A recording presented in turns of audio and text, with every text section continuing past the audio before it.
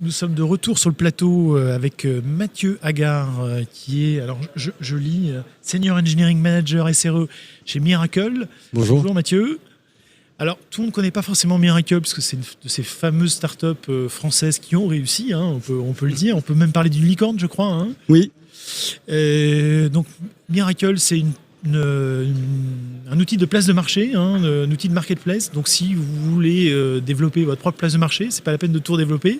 Vous allez voir Mathieu et voilà, c'est en mode SaaS, hein, ça se consomme en mode SaaS. Hein, exactement. Je me souviens bien.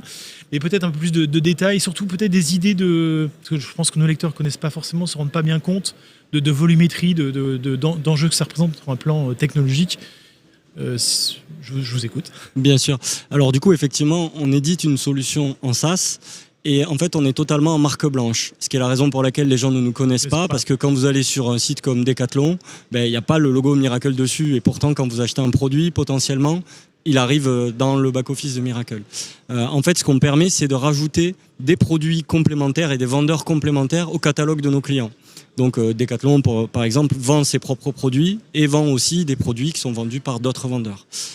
Donc c'est un modèle c'est un modèle économique qui marche très bien. Donc on a commencé en 2012 où nos fondateurs étaient convaincus en fait du modèle économique de la marketplace. Depuis quelques années, il a explosé et puis en fait principalement avec le Covid, les gens ont acheté beaucoup plus en ligne et du coup pour nous en fait ça a été l'occasion d'avoir une croissance beaucoup plus forte. On a un métier qui est très saisonnal, c'est-à-dire qu'il y a des moments dans l'année où on fait énormément de ventes, notamment toute la période du mois de novembre avec le Black Friday. Chez Miracle, le Black Friday, c'est plus d'1 milliard d'appels API dans la même journée. D'accord, oui. Répartis sur nos différents clients, bien sûr, mais ça représente du coup énormément d'appels. Pour nous, c'est un travail en amont en fait, de préparation pour être sûr que l'infrastructure et les applicatifs sont prêts à recevoir cette charge, tout en maîtrisant tout de même les coûts, parce que voilà, on est dans le cloud, on est une société qui essaye de consommer des technologies très modernes, mais qui du coup sont aussi très onéreuses, et du coup on se doit de respecter un peu... Alors, justement, on en vient à votre infrastructure. Donc, si je vous comprends bien, aujourd'hui, vous êtes une entreprise cloud native, si on peut... Tout à fait. Terme un peu... On peut dire ça. On peut dire ça comme ça.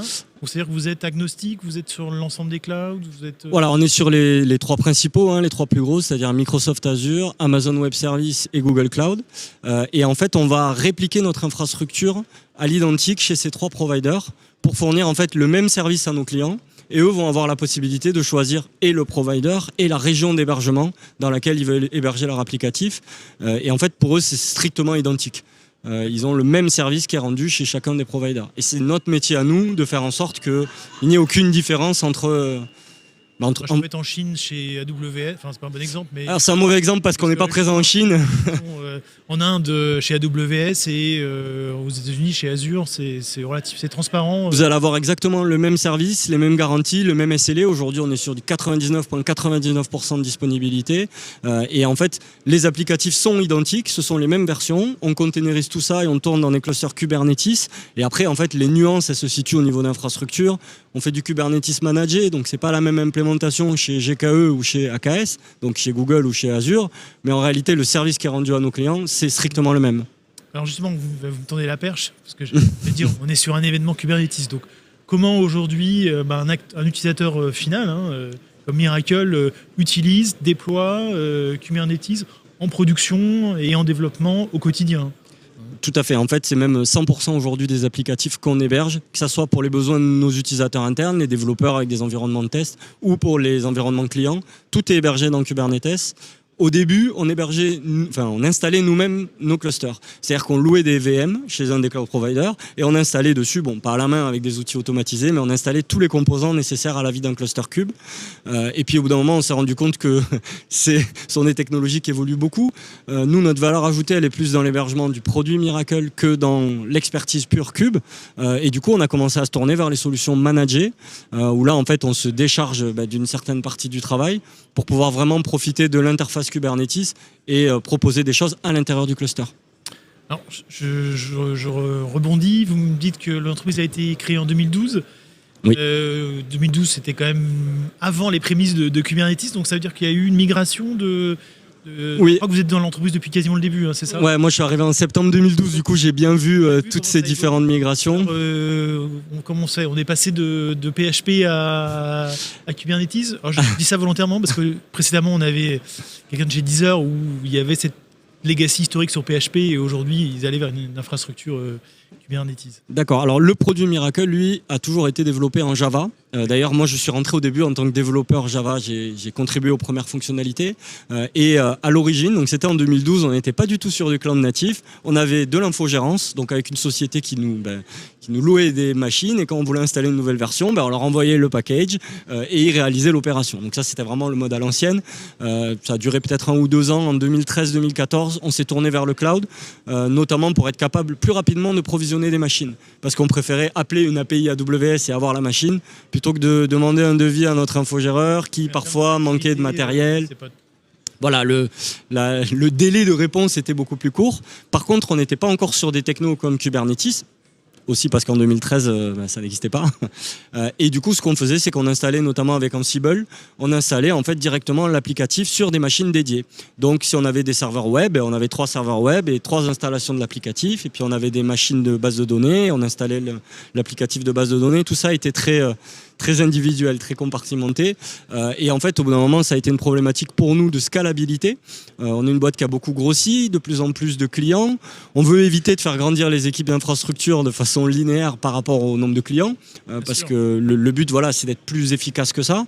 Et c'est là où on s'est tourné vers Kubernetes, notamment parce que nos équipes de développement, elles, envisageaient une autre direction qui était celle de découper nos monolithes, de faire des microservices et de multiplier le nombre d'applicatifs. Donc en ayant d'un côté de plus en plus d'applications et de plus en plus de clients, il fallait que nous, on propose une solution qui soit beaucoup plus scalable que la simple VM sur laquelle on installe...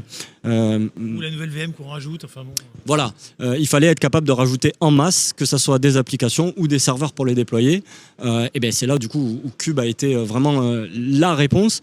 À l'époque où on a commencé à faire ce chantier-là, donc on était en 2016, Kube était annoncé comme le gagnant, on va dire, mais c'était pas encore tout à fait établi comme ça peut l'être aujourd'hui. Donc les débats n'étaient pas complètement arbitrés, on va dire. Exactement, il y avait encore beaucoup de concurrence. Aujourd'hui, c'est un peu le mastodonte, Kube, c'est eux qui ont gagné. Et surtout, il n'y avait pas d'offre managée. Que ce soit chez les 3 grands cloud providers, il n'y avait pas d'offre managée. Du coup, on a commencé nous-mêmes à installer ça. Et là où avant, on utilisait Ansible pour installer nos applications, on s'est mis à l'utiliser pour installer des nœuds Kube et directement mettre des applications dans Kube. Donc ça a été vraiment notre passage où, à ce moment-là, on pouvait dire qu'on était cloud natif, quoi. Mais forcément, il y a eu une marge de progression. Et au début d'une startup, ça n'aurait pas fait sens d'investir aussi fortement dans le cloud et dans des clusters Kubernetes, typiquement. Aujourd'hui... Quand on crée l'entreprise, on n'a pas forcément de vision de son évolution à 5 ans, 6 ans, surtout dans le cadre d'une start-up, hein, c'est évident. Bien sûr, et puis l'idée, c'est de ne pas brûler les étapes non plus, de fournir un service au fur et à mesure qu'on en a besoin et pas forcément de l'anticiper. Surtout que voilà, au début, la santé d'une start-up, ça peut se jouer à pas beaucoup et du coup... Cash flow, c'est important. Exactement. Et c'est toujours important aujourd'hui d'ailleurs. Ça marche pas. Alors justement, la scalabilité, parce que vous l'avez évoqué tout à l'heure, le fameux Black Friday, mais j'imagine que des périodes comme Noël, les Saint-Valentin, enfin, vous êtes vraiment entre l'activité du 15 août, tout en France, et puis Noël, ça fait un sacré pic. Comment ça se gère? C'est-à-dire que tout est automatisé, Alors nous, on a une phase de cette période d'activité, elle commence 1 mois avant le Black Friday et elle va s'arrêter juste après les soldes fin janvier.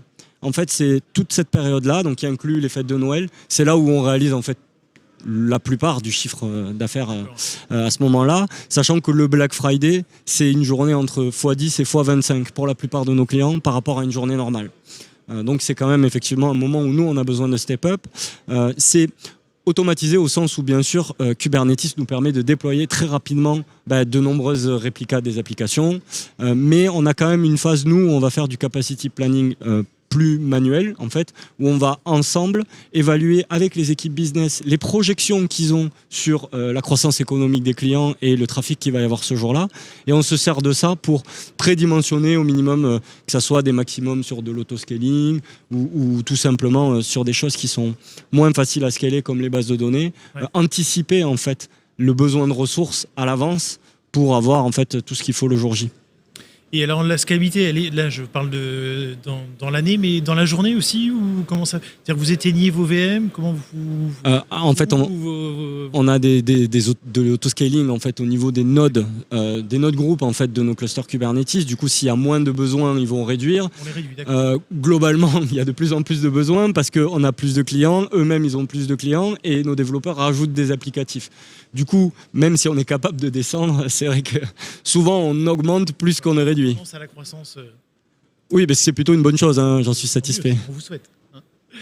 Écoutez, je vous remercie. Avec plaisir. D'être venu nous voir, nous expliquer concrètement comment une licorne française utilise et déploie Kubernetes. Mathieu, merci.